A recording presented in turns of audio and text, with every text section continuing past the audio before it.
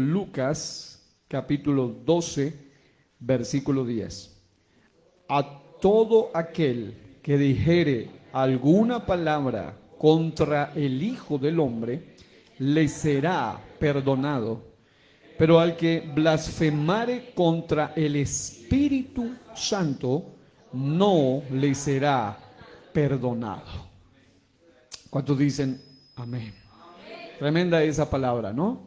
Vamos a tomar asiento dando gloria a Dios. Y bien, mis amados hermanos, damos gracias a nuestro Dios por la oportunidad que nos concede de avanzar hoy para hablar sobre este pecado al que se le llama el pecado imperdonable. Y precisamente hemos titulado este segmento el pecado imperdonable. Y ese pecado es blasfemar contra el Espíritu o la blasfemia contra el Espíritu. Y teniendo en cuenta estas cortas pero contundentes palabras del historiador, autor, escritor, médico, hombre de Dios llamado Lucas, quien relata de una manera magistral cada uno de los episodios. Uno de los escenarios que no escapó a su pluma fue precisamente la narración que acabamos de leer en Lucas capítulo 12, en el versículo número 10, donde el autor bíblico, inspirado por Dios, declara que existe un pecado que no será perdonado una vez que sea cometido. Un predicador de apellido Rogers decía que existe un momento en el tiempo donde cuando alguien llega a cometer este pecado, ese momento queda marcado para siempre y toda su eternidad se verá afectada por ese instante en el tiempo donde alguien cometa el pecado imperdonable. Será un antes y un después de la vida de esa persona para siempre. En otras palabras, una persona que comete el pecado imperdonable es una persona que una vez que lo comete, su vida queda para siempre condenada. Es más, quiero que a modo de introducción también por favor vayamos a Marcos y voy a llevarles el relato de este autor, Marcos, en su capítulo 3. Sabemos que Lucas tuvo una alta influencia de uno de los apóstoles más preponderantes, como fue el apóstol Pablo, y Marcos se considera una persona muy cercana a otro apóstol de renombre, como es el apóstol Pedro. Y en Marcos capítulo 3, versículos 28 al 29, encontramos algo que me impacta poderosamente, sobre todo la forma como este evangelio de Marcos lo relata. Algunos dicen que el Evangelio de Marcos es conocido como el Evangelio de los niños, por su sencillez, por su practicidad a la hora de narrar los eventos. Y en Marcos capítulo 3, versículos 28 al 29, la Biblia señala: de cierto os digo que todos los pecados serán perdonados a los hijos de los hombres. Oiga esto, y las blasfemias, cualesquiera que sean, pero cualesquiera que blasfeme contra el Espíritu Santo, no tiene jamás perdón. Diga eso conmigo, no tiene jamás perdón. Sino que, y mire lo fuerte de lo que sigue ahí, sino que es reo de juicio eterno, porque ellos habían dicho: tiene espíritu inmundo. Una vez más, nos encontramos ahora con el autor Marcos declarando que blasfemar contra el Espíritu Santo condena o sume a la persona a un estado de reo de juicio eterno. En otras palabras, el acto criminal más horrendo en el nivel del escalafón de los pecados es precisamente la blasfemia contra el Espíritu Santo, de manera que el texto dice que cualesquiera otra blasfemia va a ser perdonada, pero no una contra el Espíritu Santo, y dice que no tiene jamás perdón, sino que es reo de juicio eterno. Ahora, ya que queremos conocer aún más el asunto y poder llegar a conclusiones bíblicas, vamos por favor a Mateo, capítulo 12, y estaremos leyendo a este autor, a este varón de Dios. Ya hemos leído a un historiador, hemos leído a un discípulo. Uno era Lucas, otro era Marcos. Ninguno de ellos dos eran apóstoles, eran hombres del Señor, claro que sí, pero cada uno bajo una tutoría apostólica. Por ejemplo, Marcos con Pedro y Lucas con Pablo. Pero ahora vamos a ver de boca de un discípulo, y en la narración, en la pluma también de un discípulo directamente, Mateo capítulo 12, versículos 31 en adelante. Gloria a Dios. Y para contexto, vamos a observarlo desde el versículo 22. Ya en este pasaje que vamos a leer, vamos a encontrar una narración mucho más amplia y definitivamente reveladora tocante a este pecado imperdonable, del cual la Biblia dice que queda quien lo hace sumido como un reo o un criminal de juicio eterno. ¿Están allí? Entonces fue traído a él, o sea a Jesús, un endemoniado, y oiga esto, ciego y mudo, y le sanó, de tal manera que el ciego y mudo veía y hablaba. Y toda la gente estaba atónita y decía: ¿será este aquel hijo de David? Mas los fariseos al oírlo decían: este no echa fuera los demonios, sino por Beelzebú, príncipe de los demonios. Sabiendo Jesús los pensamientos de ellos, les dijo: todo reino dividido contra sí mismo es asolado, y toda ciudad o casa dividida contra sí misma no permanecerá. Y si Satanás echa fuera a Satanás, contra sí mismo está dividido. ¿Cómo pues permanecerá su reino? Y si yo echo fuera los demonios por Beelzebú, ¿por quién los echan vuestros hijos? Por tanto, ellos serán vuestros jueces. Pero si yo por el Espíritu de Dios echo fuera los demonios, ciertamente ha llegado a vosotros el reino de Dios. Porque, ¿cómo puede alguno entrar en la casa del hombre fuerte y saquear sus bienes si primero no le ata? Y entonces podrá saquear su casa. El que no es conmigo, contra mí es, y el que conmigo no recoge, desparrama. Por tanto os digo, todo pecado y blasfemia será perdonado a los hombres, mas la blasfemia contra el Espíritu no le será perdonada. A cualquiera que dijere alguna palabra contra el Hijo del Hombre, le será perdonado. Pero al que hable contra el Espíritu Santo, no le será perdonado, ni en este siglo, ni en el venidero. O haced el árbol bueno y su fruto bueno, o haced el árbol malo y su fruto malo, porque por el fruto se conoce el árbol. Generación de víboras, ¿cómo podéis hablar lo bueno siendo malos? Porque de la abundancia del corazón habla la boca. El hombre bueno, del buen tesoro del corazón saca cosas, buenas cosas. Y el hombre malo, del mal tesoro, saca malas cosas. Mas yo os digo que de toda palabra ociosa que hablen los hombres, de ella darán cuenta en el día del juicio. Diga, palabra ociosa.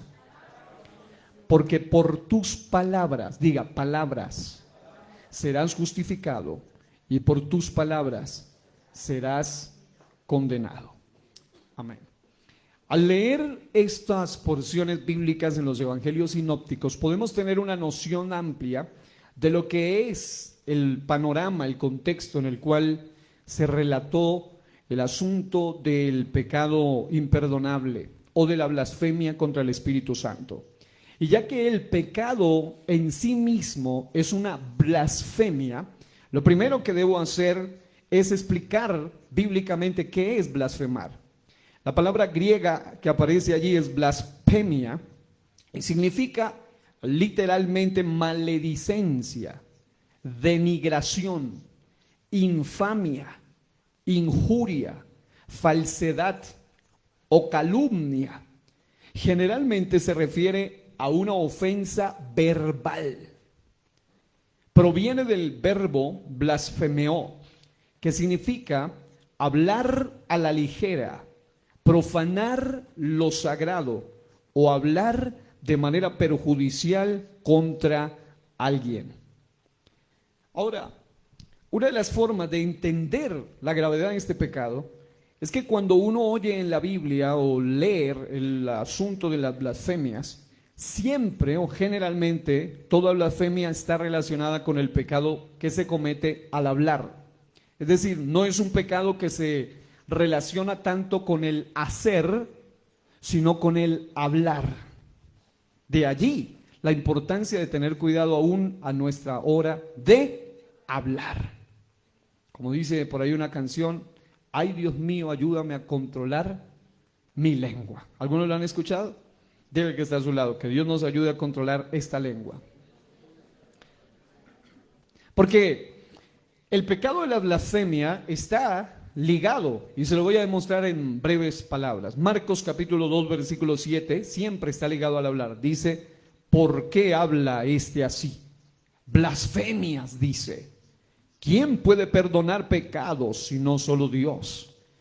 Una vez más, hasta ellos entendían que la blasfemia está ligada al hablar. Juan capítulo 10, versículo 36 dice, al que el Padre santificó y envió al mundo, vosotros decís, tú blasfemas, porque dije, Hijo de Dios soy.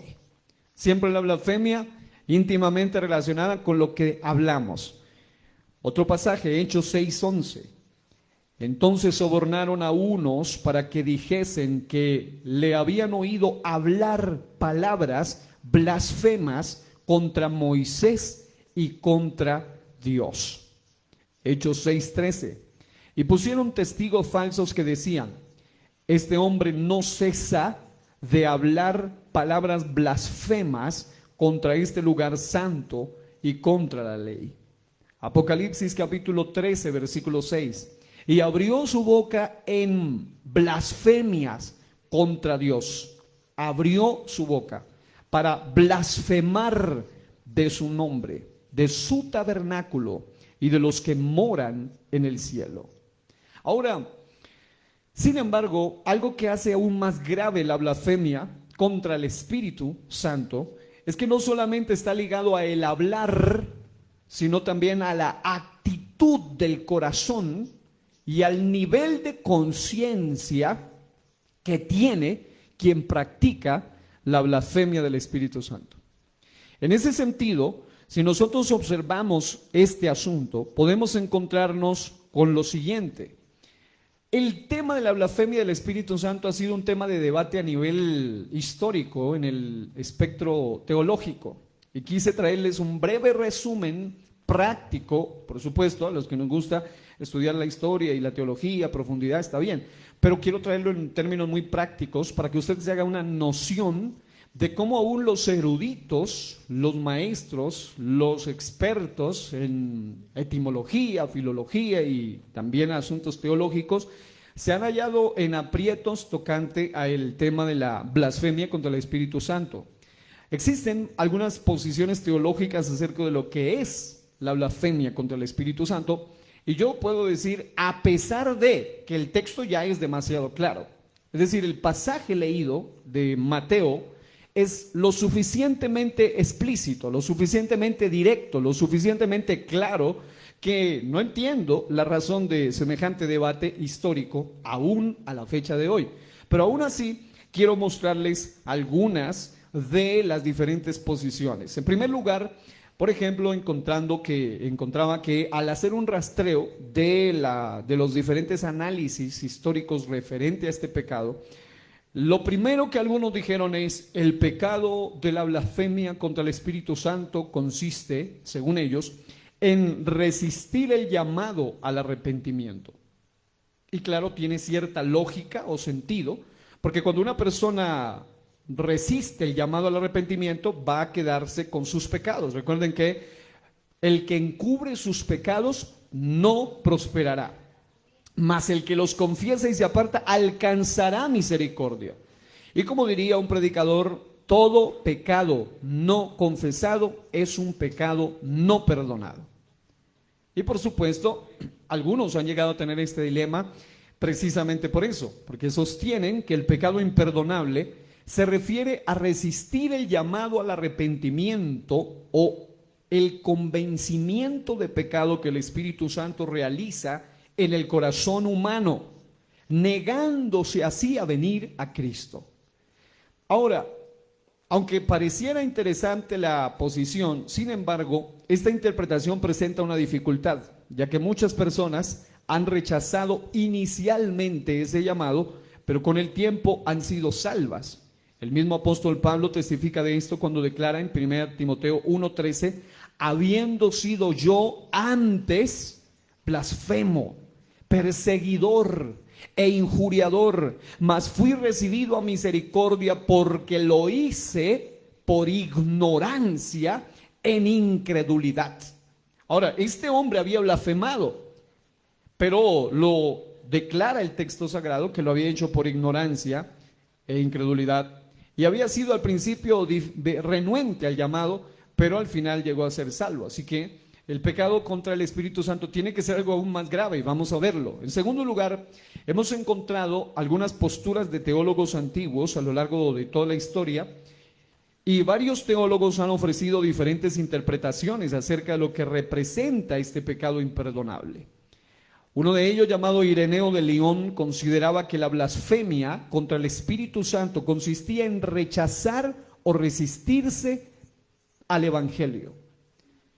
Y parece interesante y lógico, una persona así se puede perder, pero aún así no es eso la blasfemia contra el Espíritu Santo. Atanasio creía que dicho pecado era negar la divinidad de Cristo, ya que él fue concebido por el Espíritu Santo y su manifestación estuvo directamente relacionada con la obra del mismo. Y aunque tiene una lógica interesante, porque realmente la blasfemia tiene que ver con adjudicar a algo negativo a la obra del Espíritu, en ese sentido tampoco está ni cerca de lo que es la blasfemia contra el Espíritu Santo. Orígenes interpretaba que se trataba de quebrantar la ley después del bautismo, lo cual implicaría una traición a la gracia recibida. De ser así, pues todos los que estamos aquí estaríamos perdidos. Me refiero a los bautizados ya en el nombre de Jesús. ¿Cuántos bautizados hay aquí que digan amén? Ahora, ¿cuántos han fallado a Dios después de su bautismo? Hemos fallado a Dios, pero claro que sí. No quisiéramos, ¿no? No está bien hacerlo, pero como humanos hemos fallado. Y en ese sentido, si así fuera, entonces pues estaríamos perdidos. No tendría sentido seguir asistiendo a la iglesia si ya después de habernos bautizado fallamos y quebrantamos la ley moral de Dios. Así que este personaje podría tener una buena intención de hacer que la gente viva en una vida santa, pero en realidad ese no es el pecado de la blasfemia contra el Espíritu Santo. Y gracias a Dios por la bendita misericordia que tenemos, porque como dice la Biblia, si no fuera por su misericordia ya estaríamos consumidos. Agustín de Hipona sostenía que la blasfemia contra el Espíritu Santo se hallaba en la dureza del corazón, que hace que una persona rechace deliberadamente la obra de Cristo. Y efectivamente es un problema gravísimo, pero no es eso la blasfemia contra el Espíritu Santo. Incluso aún hoy, y he tenido la oportunidad de escuchar a algunos teólogos que sostienen lo que les voy a mencionar, algunos dicen que no es posible cometer este pecado hoy. Ellos dicen, actualmente ya nadie puede cometer la blasfemia contra el Espíritu Santo, y me parece digamos, una aseveración, un dicho, una enseñanza muy peligrosa, porque pone a la gente a bajar la guardia en este asunto. Algunos teólogos proponen que la blasfemia contra el Espíritu Santo no puede ser cometida en la actualidad, dado que Jesús ya no está físicamente en el mundo, y ellos dicen que para poder cometer el pecado de la blasfemia, deberíamos ser testigos oculares de un milagro de Cristo y adjudicarlo a Satanás. Y eso es lo que hace que ellos digan que definitivamente ya no se puede cometer porque Cristo no está físicamente aquí en este mundo. Según esta perspectiva, este pecado requería presenciar personalmente las obras realizadas por el Espíritu Santo a través de la vida pública o de la persona de Cristo Jesús. Y a pesar de ello, atribuir esas obras al mismo Satanás. Y aunque la definición de la blasfemia es adecuada, la práctica es inadecuada. Es decir, es cierto que la blasfemia en términos sencillos contra el Espíritu Santo es adjudicarle a los demonios la obra que solo Dios puede hacer, pero ellos olvidan algo, y es que si Cristo es la cabeza y nosotros somos su cuerpo, que es la iglesia, y Cristo en las Escrituras afirma que estas señales seguirán a los que creen en mi nombre, en Marcos 16:17, esas señales siguen viéndose aún hoy a través de la iglesia. Ya Cristo no está físicamente, pero sí está el cuerpo de Cristo físicamente aquí en la tierra. Entre esas señales se menciona, por ejemplo, hay 5 señales de Marcos, y una de ellas es literalmente la señal relacionada directamente con Mateo 12, y es la expulsión de demonios. Echar fuera demonios. ¿Qué dice? Estas señales seguirán a los que creen. En mi nombre, ¿qué? Echarán fuera demonios. Además, hay otras obras sobrenaturales allí que se siguen viendo. Hablarán nuevas lenguas y otras señales que están relacionadas con lo sobrenatural, cerrando con el último que dice: pondrán sus manos sobre los enfermos y sanarán. Además de beber cosas mortíferas sin recibir daño y tomar en las manos serpientes sin recibir daño. Ahora, es interesante, ahora lógicamente no le estoy diciendo con esto, ni Jesús quiso decir con eso que usted ande buscando serpientes para tomarlas, porque así dice la Biblia, ¿no? En estos días una hermana me mandó una fotografía de una tremenda serpiente que vio por ahí, y qué bueno que la hermana no se tomó así literal ese versículo, si no tendríamos que estar orando por ella por otras situaciones. Pero bueno, entre estas señales se menciona la expulsión de demonios, una obra que incluso hoy este varón es testigo de eso. No me lo contaron, no lo vi en una película, no lo escuché por allá a el misionero fulano y el apóstol aquel o el predicador aquel. No, yo mismo he tenido también la experiencia de observar la realidad de este asunto de echar fuera los demonios desde que era muy pequeño. Porque el Señor Jesucristo sigue haciendo milagros a través del poder de su Espíritu por medio de su cuerpo comprado a precio de sangre preciosa, que es la iglesia. ¿Cuántos alaban a Cristo el Señor de gloria? Ahora, entre estas señales se menciona la expulsión de echar demonios o expulsar demonios.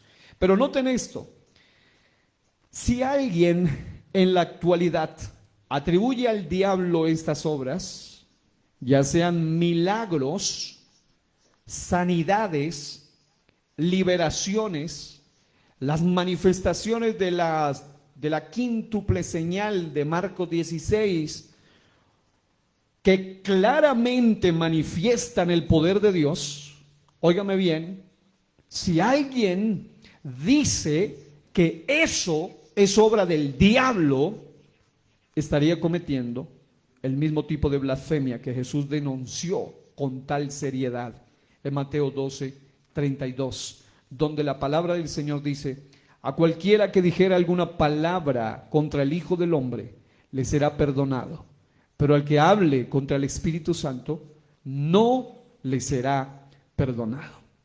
Noten que el Señor es muy específico, es decir, Él es la palabra hecha carne. Y al ser la palabra o el verbo hecho carne, Él es experto en lo que tiene que ver con el arte del hablar. Y cuando Él habla, hay que ponerle cuidado a cada palabra que Él dice. Cuando Él quería enseñar algo literal, Él no decía, así como les he enseñado, hagan. Él decía, así como yo os he hecho, vosotros también haced, hablando del lavamiento de los pies.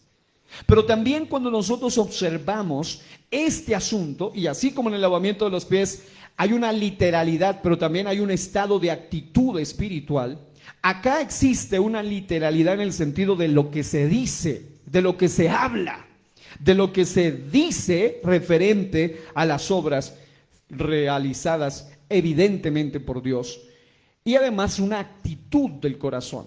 Ahora, para poderlo explicar mejor, puedo decirles que blasfemar contra el Espíritu Santo es un pecado cometido por personas impías, es decir, personas que han tenido un nivel de conocimiento, pero que a pesar de ese conocimiento no valoraron el amor de la verdad, o no valoraron ese conocimiento, habiendo recibido el conocimiento de la verdad, no valoran ese conocimiento de la verdad y no son indoctos. Es decir, había mencionado que todos los pecados anteriores son cometidos por ciertos grupos de personas. Ya sabemos que hay pecados cometidos por un ignorante en asuntos espirituales, como por ejemplo el chocante pecado de burlarse contra el Espíritu Santo. Sabemos que hay pecados que tienen que ver con gente que tiene un leve conocimiento, son levemente conocedores, como mentir, tentar al Espíritu Santo.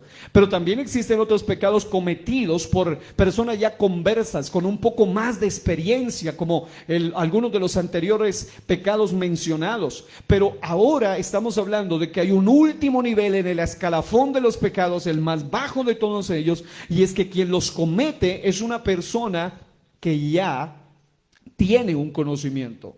En la primera carta de Pedro, capítulo 4, versículo 18, encontramos una expresión muy impactante en la Biblia, y es la que dice que si el justo con dificultad se salva, ¿a dónde irá a parar el impío? ¿Y quién más?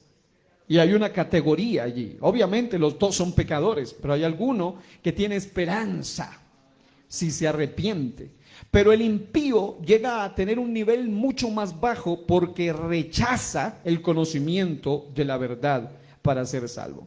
Y por supuesto, también hemos estado estudiando un poco de la apostasía y vamos a explicar un poco más a fondo ese significado de la iniquidad.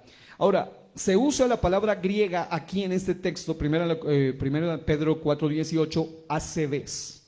Esa palabra significa impío, indiferente, traidor o infiel. Y yo creo que en el mensaje anterior fui bastante amplio en explicar un ejemplo específico con Judas, lo que es un impío, un indiferente, un traidor o un infiel. Es decir, alguien que tuvo ya una relación, tuvo ya una experiencia. Y en ese sentido, cuando uno encuentra las traducciones, la Biblia de Jubileo 2000, Reina Valera 1909, Sagradas Escrituras de 1569, también reflejan esta idea al traducir correctamente este pasaje. No lo traducen como impío, sino algunas como infiel, otras como traidor, otras como indiferente. Porque el impío recoge todas estas ideas, el término. Ahora, el término puede referirse a alguien que no practica la piedad. Por eso cuando una persona no es pía o no practica la piedad, literalmente se le llama impío, sin piedad, o que no vive de manera piadosa. Pero una de las cosas que hace que este pecado se vuelva tremendo para ellos es que esa persona ha escuchado y tiene conocimiento acerca de lo que significa una vida piadosa.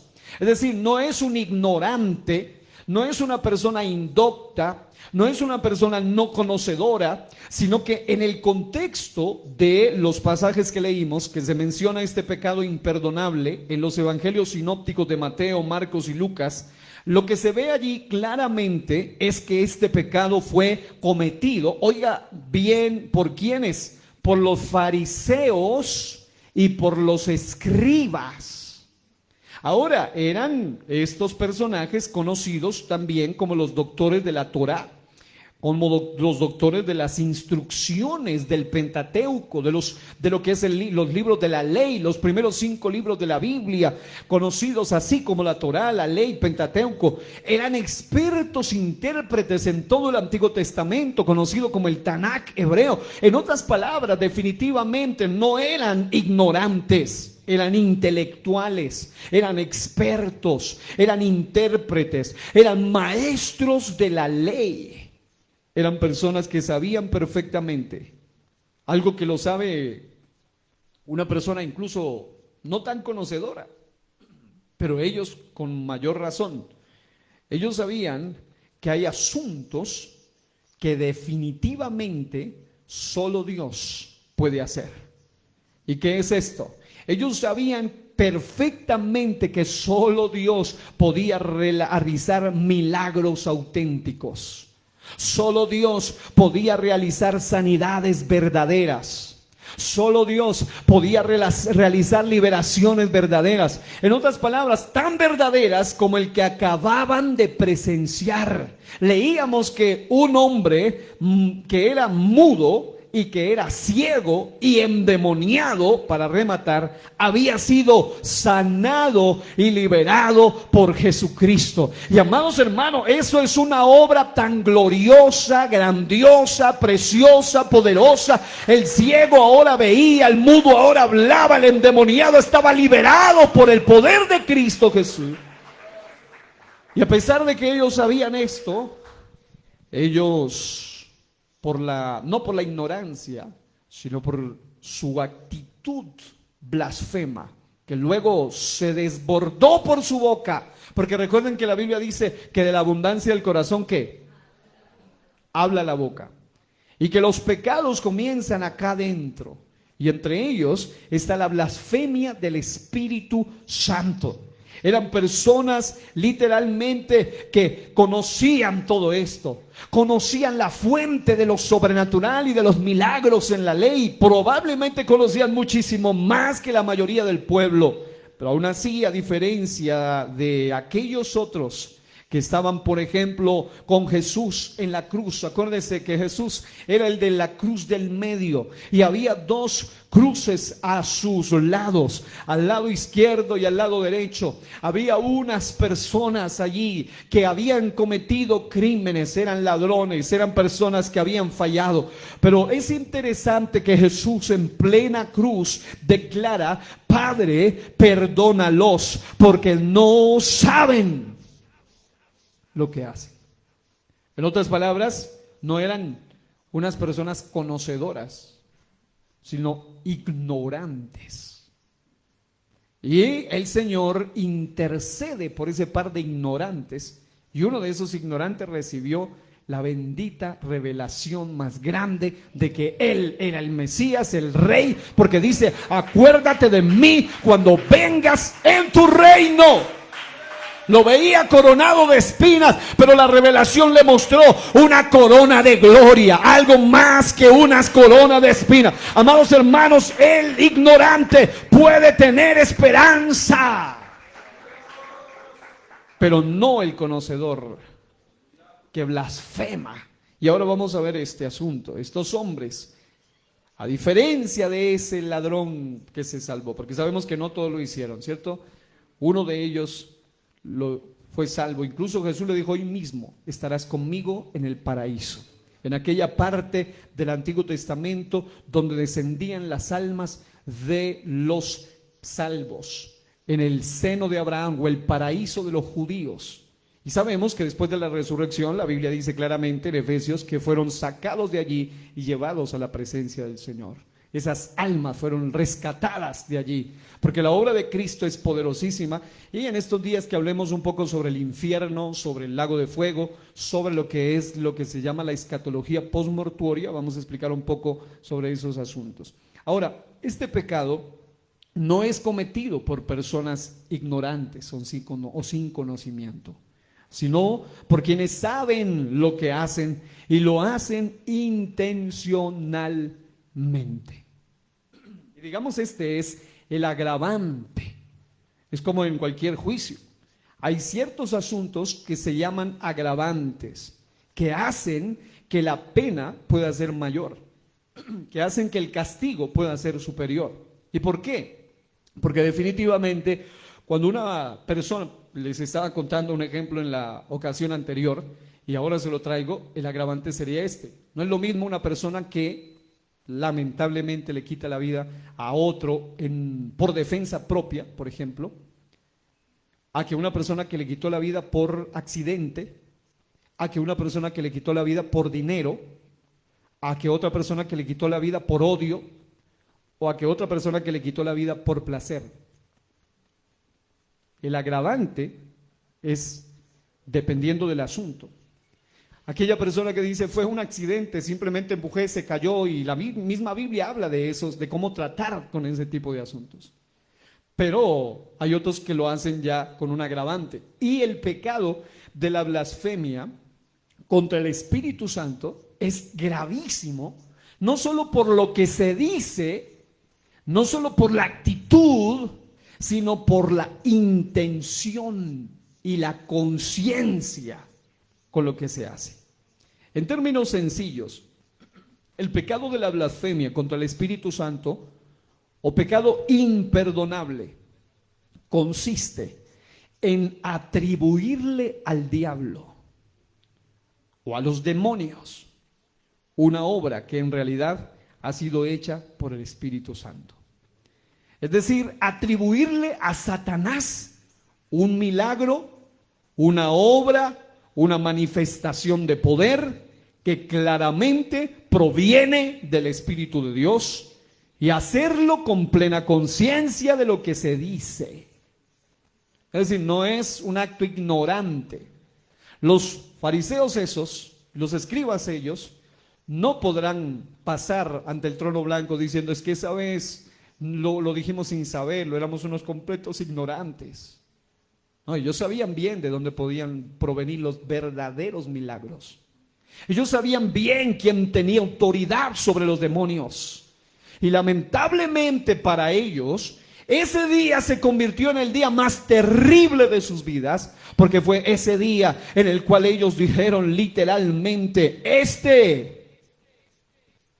solo puede echar demonios por la obra de Belcebú, príncipe de los demonios. Ese asunto se convirtió para ellos en el pecado más terrible cometido por ellos en aquella ocasión, porque le atribuyeron a Satanás un milagro, una manifestación de poder, una liberación, una sanidad que claramente provenía de Dios.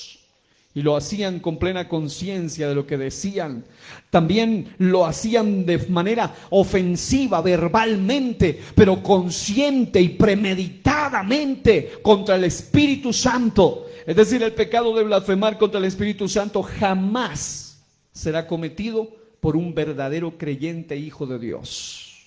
Un genuino hijo, una genuina hija de Dios nunca llegará a cometer el pecado de la blasfemia contra el Espíritu Santo. ¿Por qué? Porque precisamente porque tiene el Espíritu de Dios en él, tiene discernimiento para saber lo que es de Dios y lo que no es de Dios. Y yo quiero hoy, este día, declarar que este lugar es una casa de hijos, una casa de hijas genuinas de Dios. Habrá aquí gente genuina de Dios en este lugar, que pueda aplaudir el nombre de Cristo este día. Aleluya. Es decir, este pecado solo lo cometen aquellos que han rechazado la bondad del Espíritu Santo.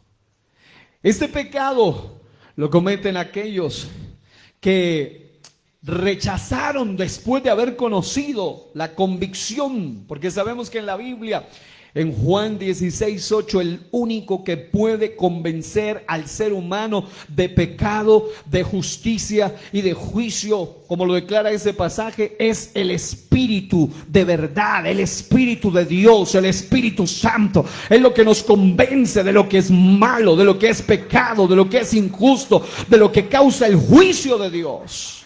Pero lamentablemente estas personas cayeron en eso. Y los que cometen la blasfemia contra el Espíritu Santo o el pecado imperdonable son personas, oiga bien, y esto es lo grave, para traerlo a la actualidad, que incluso llegaron a experimentar la presencia del Espíritu Santo.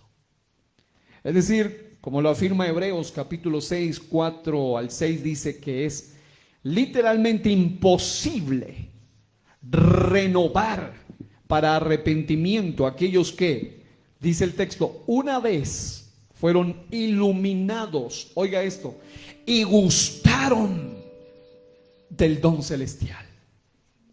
Y fueron, oiga esto, hechos partícipes del Espíritu Santo. Y asimismo gustaron de la buena palabra de Dios y los poderes del siglo venidero, y recayeron. Es decir, yo sé que existen unas doctrinas falsas, muchísimas, pero hay una que es el cesacionismo.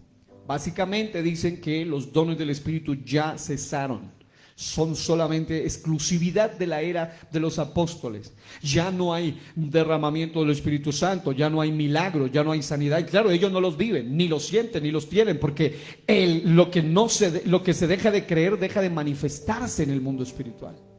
Pero este pecado es gravísimo, porque los principales candidatos a cometer el pecado de la blasfemia contra el Espíritu Santo no están entre esas corrientes cesacionistas, porque ellos están perdidos de otra manera, pero están entre los pentecostales, están entre la gente que cree en lo sobrenatural, que cree en los milagros, está entre la gente que cree en la obra de Dios, está entre la gente que cree que definitivamente los milagros están vigentes. Quiero saber hoy algo. ¿Cuántos aquí creemos que los milagros siguen vigentes? ¿Cuántos creemos que el Señor sigue derramando de su Espíritu Santo? ¿Cuántos creemos que el Señor nos hace partícipos de su Espíritu Santo? ¿Cuántos creemos que la palabra buena de Dios sigue vigente hoy en la actualidad? ¿Cuántos creemos que hay poderes del siglo que vienen de Dios manifiestos aquí y ahora? Esta iglesia es una iglesia que experimenta lo sobrenatural. Alguien decía que en el pueblo verdadero de Dios lo sobrenatural se vuelve natural en medio nuestro. Pero allí es donde están dos víctimas terribles de pecados terribles. Y uno de ellos es el pecado imperdonable. Y el otro de ellos es de aquellos que siguen experimentando los milagros. Recuerden, los milagros verdaderos solo provienen de Dios. Pero hay gente que estará en el infierno. Es más, que está en el infierno ahora. Y que cuando sean juzgados, esa gente eran ex-pentecostales. ¿Por qué? Porque los bautistas promedios no creen en esto. Testigos de Jehová no creen en los milagros. Pero los ex-pentecostales sí creen. Y ellos dirán, pero Señor, si en tu nombre echamos fuera demonios, profetizamos, hicimos milagros. Y ellos estarán allá porque el texto dice que eran hacedores de maldad, acompañados de otro grupo terrible que son estos. Y aún ellos, es interesante que Jesús no les reprocha y les dice, no, esos milagros no fueron hechos por mí. No, el Señor no rechaza esa realidad. Es decir, la Biblia muestra que Satanás ni ningún demonio tienen poder para hacer milagros verdaderos, para sanar y para liberar. Es más, cuando uno estudia Apocalipsis se da cuenta que el falso profeta y el anticristo solo podrán hacer señales y prodigios mentirosos, no auténticos, no reales, no verdaderos, mentirosos. Pero solo hay uno que puede hacer milagros auténticos, verdaderos, reales, y es el poder del Espíritu Santo de Dios. Y la Biblia nunca niega esa realidad, jamás se contradice. Tanto que, como dijo Jesús, Satanás no echa fuera a Satanás. En Mateo 7, 22 a 23, Jesús no reprenderá a aquellos que echaron fuera demonios en su nombre, diciéndoles cosas como, oh, yo no fui quien los echó. No, nunca. Al contrario, lo que Él les reprochará será que a pesar de sus obras milagrosas, eran hacedores de maldad. Y por eso estaban perdidos. Por eso dice, profetizamos en tu nombre. Y ¿saben qué me preocupa? Que puedan ser pentecostales del nombre, pero perdidos. Pero también hay otros que usan el nombre para todo menos para el bautismo, pero también perdidos. Y en tu nombre echamos fuera demonios. Y en tu nombre hicimos muchos milagros. Y entonces les declararé, nunca os conocí. Apartaos de mí, hacedores de maldad. En otras palabras, para cerrar el día de hoy y llevarnos a una reflexión específica en este día. Porque este pecado no es de ese tipo de pecados del que alguien guste hablar, pero que necesitamos hablar. No es algo que produce emoción, efusividad, sino que debe producir temor en nuestro corazón, un temor reverente al Espíritu de Dios. Por eso, cuando alguien me hace preguntas de ciertas cosas, aquí está la palabra de verdad. Cualquier cosa, porque hoy en día también en el neopentecostalismo se están manifestando una cantidad de cosas raras, y el neopentecostalismo se ha salido de la palabra de verdad.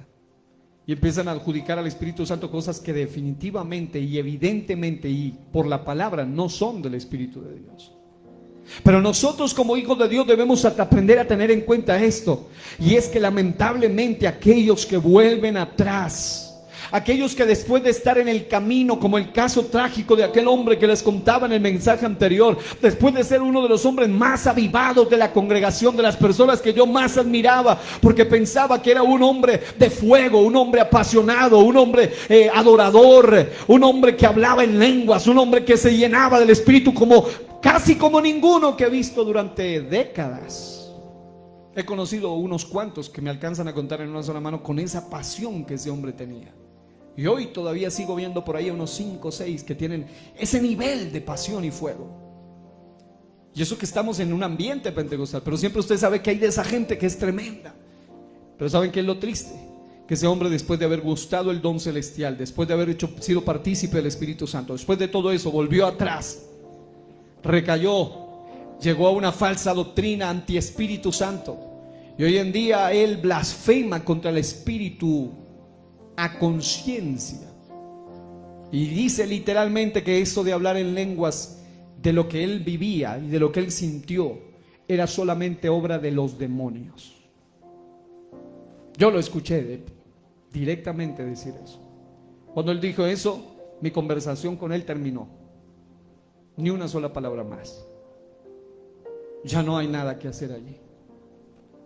La Biblia dice que finalmente estos, al volver atrás, crucifican de nuevo para sí mismos al Hijo de Dios y lo exponen a vergüenza pública. Según las Escrituras, quienes después de haber recibido la verdad no la creen, terminan cayendo en el engaño, aún después de haberla experimentado, después de haberla visto. En 2 Tesalonicenses 2, 10 al 11 se explica algo poderoso, y es que con todo engaño de iniquidad, dice, para los que se pierden. Yo sé el contexto escatológico, pero el principio práctico dice: por cuanto no recibieron el amor de la verdad para ser salvos, por esto Dios les envía un poder engañoso para que crean la mentira, a fin de que sean condenados todos los que no creyeron a la verdad, sino que se complacieron en la injusticia.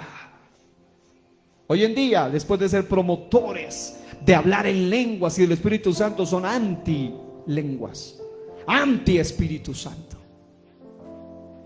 Cuando una persona no comprende correctamente la manifestación del poder de Dios, ya sea por medio de señales, de prodigios, de maravillas, de liberaciones, de sanidades, de milagros, o de hablar en lengua, lo que es bíblico, porque yo también he enseñado acerca de lo que es abiertamente antibíblico.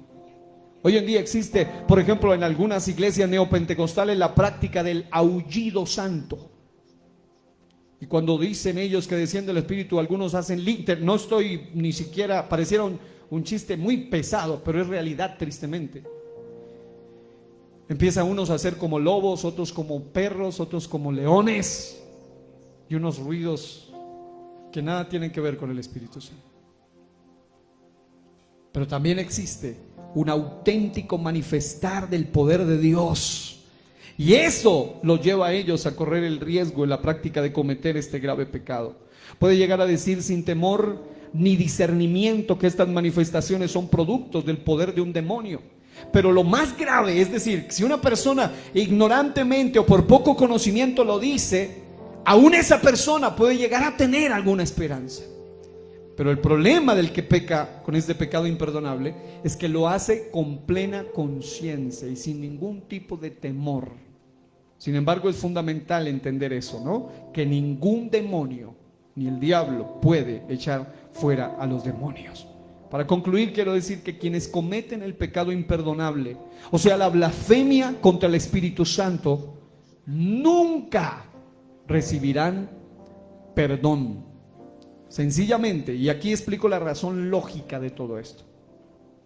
La razón lógica por la cual ellos nunca, y la Biblia dice, serán reos de juicio eterno, nunca les será perdonado ni en este siglo ni en el venidero. Está hablando ni en el siglo presente, hablando del Cronos, ni en el venidero, hablando del Kairos en la eternidad. Nunca, nunca es nunca. La razón es porque sencillamente nunca habrá en ellos verdadero arrepentimiento en sus corazones. ¿Saben cuál es el nivel más bajo de la apostasía? Es decir, este pecado literalmente es cometido por apóstatas. El problema de ellos es que ellos piensan que ahora están bien. El problema de ellos es que ellos dicen, ¿pero de qué tengo que arrepentirme?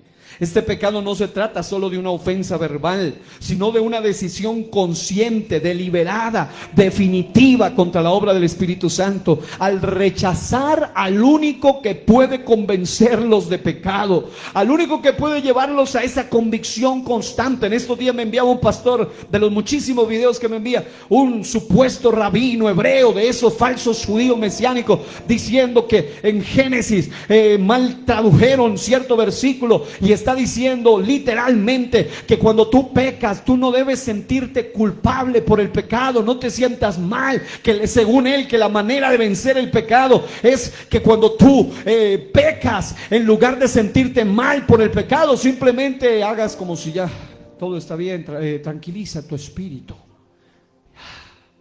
Y amados hermanos, cuando tú tienes conciencia, la conciencia tiene que hablarte.